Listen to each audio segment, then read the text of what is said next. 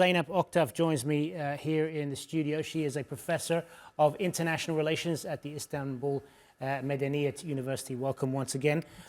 Let's try to answer a few questions ourselves if we can. What do you, broadly speaking, expect from these talks, given there is still a lot of, not everything is certain at this point? Yes, I'm quite pessimistic about the negotiations because, as you see, Putin doesn't agree with Zelenskyy, because the thing is that Putin wants, after the negotiations, a ceasefire, but Zelenskyy wants immediate ceasefire without negotiations. This is a big difference between the two leaders, and Zelenskyy is not a counterpart of Putin from Putin's perspective, because Putin is not expected to come to Istanbul, because if he joined these negotiations personally, it would directly mean that he would recognize the Ukrainian administration under Zelenskyy. But from Putin's perspective, Zelenskyy is not a legitimate leader, and Ukraine also is seen as the continuation of the Russian territories and not a different country. And added to this, the agreement, mineral agreement between Trump and Zelenskyy also is another factor which makes Putin frustrated.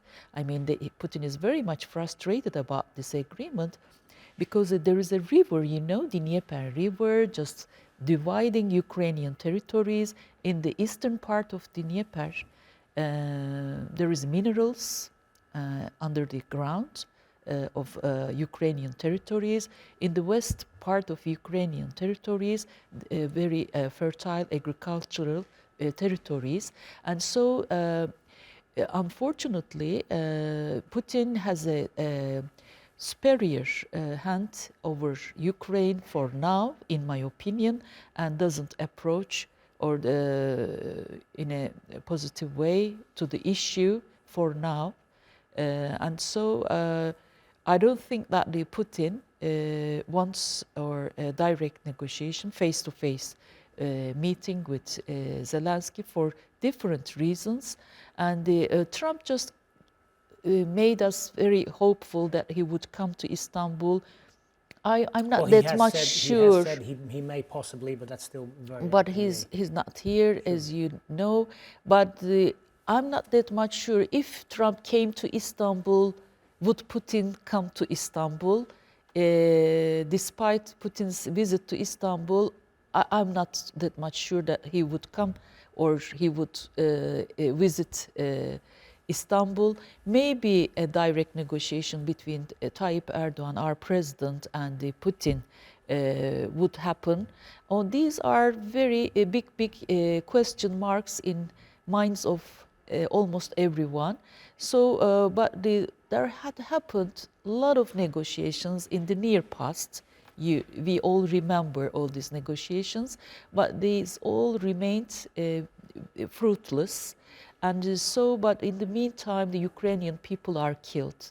This is very big tragedy. And just like in Gaza, also in Ukraine, still people are killed. Just to stop the killings of these people, there must be a mediation. And Turkey is the most suitable regional country having the potentiality of stopping this war. And the Ankara government spent much effort to stop this war and the killings of the civilians. Needless to say, what Turkey has done so far for stopping the war.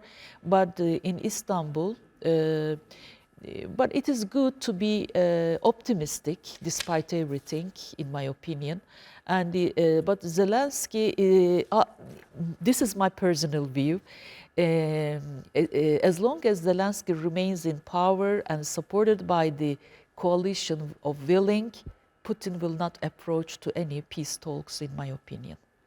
Okay, for the moment, Zeynep Oktav, thanks very much for your thoughts on that.